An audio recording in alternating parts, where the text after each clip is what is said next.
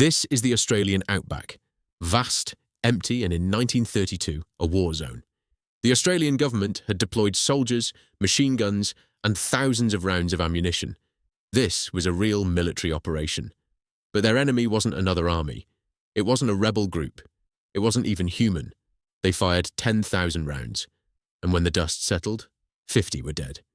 This is the story of how the Australian military declared war on birds and lost. To understand how this happened, we need to go back to 1918. World War I is over. Thousands of Australian soldiers are coming home. The government needs to reward them, so they give them land. Farmland in Western Australia. Remote, dry, but theirs. These men had survived a world war. They could handle a bit of desert. And for a while, they did. They built farms, they built lives, they built communities out of nothing. But every year around November, like clockwork, something happened. 20,000 emus would migrate straight through their land, eating everything, destroying fences, wiping out entire crops overnight. This had been happening every single year since they arrived. 14 years of this. 14 years of watching their crops get destroyed by birds. So the farmers had had enough. They went to the government and demanded help. What they got back was not what anyone expected. The government sent the army. On the 2nd of November 1932, Major Meredith arrived in the Campion district. 3 soldiers, 2 machine guns, 10,000 rounds of ammunition.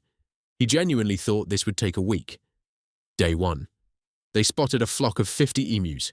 Before they could even get in range, the emus walked away. Not ran, walked. Day 2. Meredith set up an ambush at a local dam.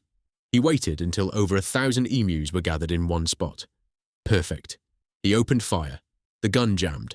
The emus scattered in every direction, splitting into dozens of small groups, disappearing into the outback. And this is where it gets embarrassing, because the emus never gathered in large groups again. It was like they'd learned. So Meredith tried something different. He mounted a machine gun on a truck and chased them. Except emus can run at 30 miles per hour across rough terrain. The truck couldn't keep up. One truck actually crashed trying to chase them. Back in Parliament, politicians were openly laughing. One member stood up and suggested that if anyone deserved a medal from this campaign, it was the emus. By November 8th, 6 days in, Meredith had fired thousands of rounds. The confirmed kill count was somewhere around 50 emus. He packed up and went home. Major Meredith left embarrassed, and he was the laughingstock of Parliament and the newspapers. But what do you think? With guns and ammunition, how would you defeat the emu army?